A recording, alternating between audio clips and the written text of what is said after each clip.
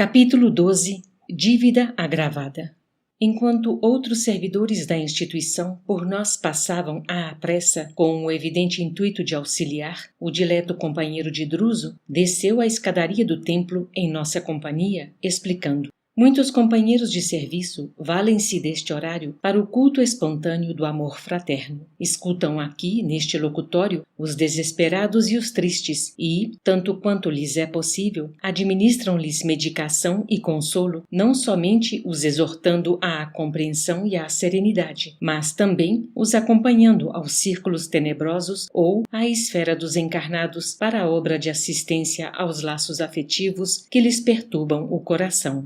Nesse instante, entramos mais diretamente em contato com os grupos murmurosos. Agora, adaptada a nossa visão à sombra reinante, conseguíamos diferenciar as figuras lamentáveis e exóticas que nos cercavam agoniadas. Eram mulheres de duro semblante que a miséria desfigurava e homens de fisionomias torturadas pelo ódio e pela angústia. Dificilmente, de nossa parte, poderíamos avaliar-lhes a idade, segundo o escalão terrestre. O infortúnio deles convertera-os em fantasmas de amargura, quase a irmaná-los integralmente no mesmo tipo de configuração exterior.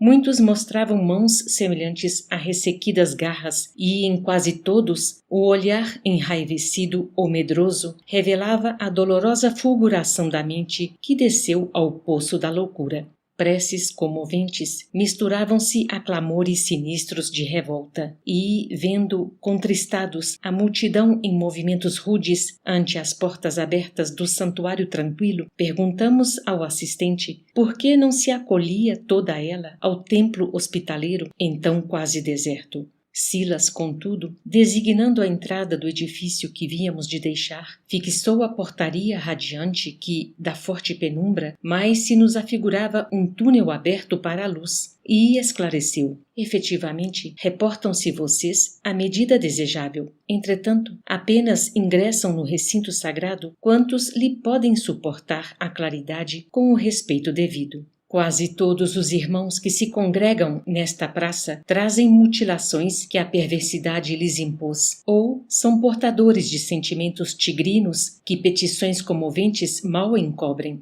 E, com semelhantes disposições, não resistem ao impacto da claridade dominante, dosada em fotônios específicos a se caracterizarem por determinado teor eletromagnético, indispensável à garantia de nossa casa. Muitos de nossos irmãos, aqui desarvorados, clamam com a boca que anseiam pelas vantagens da prece na intimidade do santuário. No entanto, por dentro, lá estimariam tripudiar sobre o nome sublime de nosso Pai Celeste no culto à ironia e à blasfêmia. Para que não tumultuem a atmosfera divina que nos cabe oferecer à oração pura e reconfortante, recomendam nossos orientadores que a luz permaneça graduada contra distúrbios e prejuízos facilmente evitáveis. Hilário, espantado, considerou: significa isso que somente a sincera compunção da alma entrará em sintonia com as forças eletromagnéticas imperantes no recinto.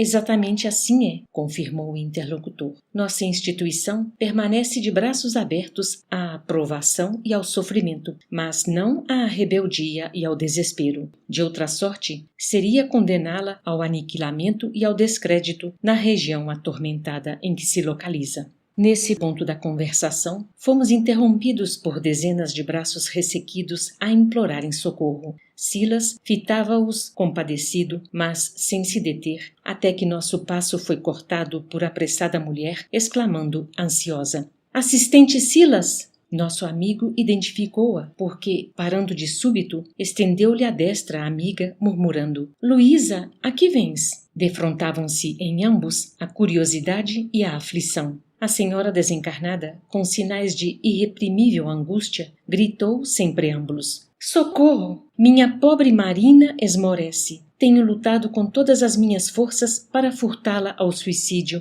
mas agora me sinto enfraquecida e incapaz."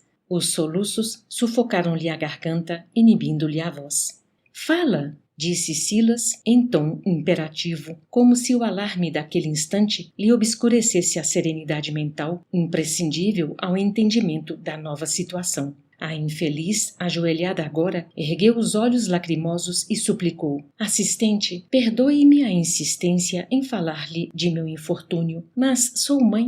Minha desventurada filha pretende matar-se esta noite, comprometendo-se ainda mais com as trevas da sua consciência. Silas aconselhou-lhe a volta ao lar terreno como lhe fosse possível e, dando-nos as mãos, promoveu a viagem rápida para o objetivo a que devíamos atender. Em caminho, informou: trata-se de companheira da mansão, reencarnada há quase 30 anos, sob os auspícios de nossa casa. Prestar-lhe-emos o necessário auxílio, ao mesmo tempo que vocês poderão examinar um problema de débito agravado. Notando que o nosso amigo entrara em silêncio, meu colega externou: é impressionante observar o número de mulheres em trabalho de oração e assistência nessas paragens. Preocupado qual se achava, nosso generoso companheiro tentou ensaiar um sorriso que não lhe chegou aos lábios e juntou: grande verdade. Raras esposas e raras mães demandam às regiões felizes sem os doces afetos que acalentam um seio. O imenso amor feminino é uma das forças mais respeitáveis na criação divina. Todavia, não houve mais tempo para qualquer outra divagação. Atingíramos no plano físico pequena moradia constituída de 3 peças desativadas e estreitas. O relógio acusava alguns minutos depois de 0 hora. Acompanhando Silas, cuja presença deslocou diversas entidades da sombra que ali se ajuntavam com a manifesta intenção de perturbar, ingressamos num quarto humilde. Percebemos, sem palavras, que o problema era efetivamente desolador. Junto de jovem senhora agoniada e exausta, uma menina de 2 a 3 anos choramingava, inquieta. Via-se-lhe nos olhos esgazeados e inconscientes o estigma dos que foram marcados por irremediável sofrimento ao nascer. Contudo, através da preocupação indisfarçável de Silas, era fácil reconhecer que a pobre senhora era o caso mais urgente para os nossos cuidados. A infeliz, de joelhos, beijava sofregamente a pequenina, mostrando a indefinível angústia dos que se despedem para sempre. Logo após, em movimento rápido, tomou de um copo em que se encontrava beberagem, cujo teor tóxico não nos deixava qualquer dúvida. Antes, porém, de colocá-lo à boca em febre, eis que o assistente lhe disse em voz segura: como podes pensar na sombra da morte sem a luz da oração? A desventurada não lhe ouviu a pergunta com os tímpanos de carne, mas a frase de Silas invadiu-lhe a cabeça qual rajada violenta. Lampejaram-lhe os olhos com novo brilho e o copo tremeu-lhe nas mãos, agora indecisas. Nosso orientador estendeu-lhe os braços, envolvendo-a em fluidos anestesiantes de carinho e bondade. Marina, pois era ela a irmã para quem aflito coração materno suplicara socorro, dominada de novos pensamentos, recolocou o perigoso recipiente no lugar primitivo e, sob a vigorosa influência do diretor de nossa excursão, levantou-se automaticamente e estirou-se no leito, em prece. Deus meu, Pai de infinita bondade, implorou em voz alta, compadece-te de mim e perdoa-me o fracasso. Não suporto mais. Sem minha presença, meu marido viverá mais tranquilo no leprosário e minha desventurada filhinha encontrará corações caridosos que lhe dispensem amor. Não tenho mais recursos. Estou doente. Nossas contas esmagam-me. Como vencer a enfermidade que me devora, obrigada a costurar sem repouso entre o marido e a filhinha que me reclamam assistência e ternura? Silas administrava-lhe passes magnéticos de prostração e, induzindo-a a ligeiro movimento do braço, fez que ela mesma, num impulso irrefletido, batesse com força no copo fatídico que rolou no piso do quarto, derramando o líquido letal. Em lágrimas copiosas, a pobre criatura insistiu, desolada. Ó Senhor, compadece-te de mim. Reconhecendo no próprio gesto impensado a manifestação de uma força estranha a entravar-lhe a possibilidade da morte deliberada naquele instante, passou a orar em silêncio com evidentes sinais de temor e remorso, atitude mental essa que lhe acentuava a passividade e da qual se valeu o assistente para conduzi-la ao sono provocado. Silas emitiu forte jato de energia fluídica sobre o córtex encefálico dela e a moça, sem conseguir explicar a si mesma a razão do torpor que lhe invadia o campo nervoso, deixou-se adormecer pesadamente, qual se houvera sorvido violento narcótico. O assistente interrompeu a operação socorrista e falou-nos bondoso. Temos aqui asfixiante problema de conta agravada. E designando a jovem mãe, agora extenuada, continuou. Marina veio de nossa mansão para auxiliar a Jorge e Zilda, dos quais se fizera devedora. No século passado, interpôs-se entre os dois, quando recém-casados, impelindo-os a deploráveis leviandades que lhes valeram angustiosa demência no plano espiritual. Depois de longos padecimentos e desajustes, permitiu o Senhor que muitos amigos intercedessem junto aos poderes superiores para que se lhes recompusesse o destino, e os três renasceram no mesmo quadro social para o trabalho regenerativo. Marina, a primogênita do lar de nossa irmã Luísa, recebeu a incumbência de tutelar a irmãzinha menor, que assim se desenvolveu ao calor de seu fraternal carinho. Mas, quando moças feitas, há alguns anos, eis que, segundo o programa de serviço traçado antes da reencarnação, a jovem Zilda reencontra Jorge e reatam instintivamente os elos afetivos do pretérito. Amam-se com fervor e confiam-se ao noivado. Marina, porém, longe de corresponder às promessas esposadas no mundo maior, pelas quais lhe cabia amar o mesmo homem no silêncio da renúncia construtiva, amparando a irmãzinha, outrora repudiada esposa, nas lutas purificadoras que a atualidade lhe ofertaria, passou a maquinar projetos inconfessáveis, tomada de intensa paixão. Completamente cega e surda aos avisos da sua consciência, começou a envolver o noivo da irmã em larga teia de seduções e, atraindo para o seu escuso objetivo o apoio de entidades caprichosas e enfermiças, por intermédio de doentios desejos, passou a hipnotizar o moço espontaneamente com o auxílio dos vampiros desencarnados, cuja companhia aliciara sem perceber.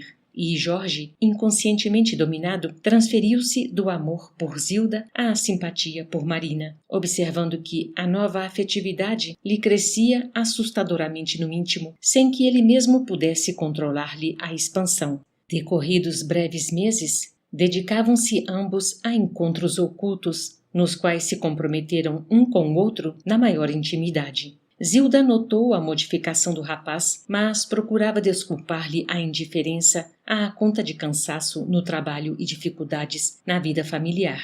Todavia, em faltando apenas 2 semanas para a realização do consórcio, surpreende-se a pobrezinha com a inesperada e aflitiva confissão. Jorge expõe-lhe a chaga que lhe excrucia o mundo interior. Não lhe nega admiração e carinho, mas desde muito reconhece que somente Marina deve ser-lhe a companheira no lar.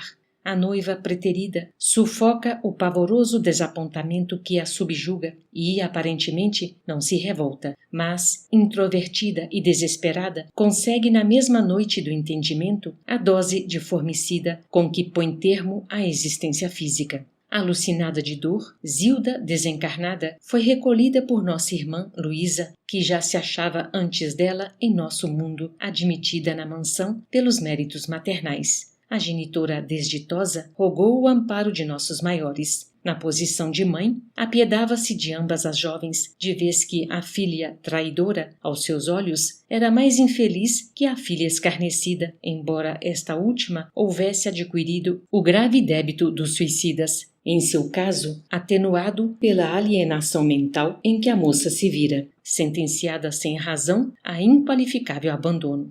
Examinado o assunto carinhosamente pelo ministro Sanzio, que conhecemos pessoalmente, determinou ele que Marina fosse considerada devedora em conta agravada por ela mesma e, logo após a decisão, providenciou a fim de que Zilda fosse recambiada ao lar para receber aí os cuidados merecidos. Marina falhara na prova de renúncia em favor da irmã, que lhe era credora generosa, mas condenara-se ao sacrifício pela mesma irmãzinha, agora imposta pelo confisco da lei ao seu convívio, na situação de filha terrivelmente sofredora e imensamente amada. Foi assim que Jorge e Marina, livres, casaram-se, recolhendo da terra a comunhão afetiva pela qual suspiravam. Entretanto, 2 anos após o enlace, receberam Zilda em rendado berço como filhinha estremecida.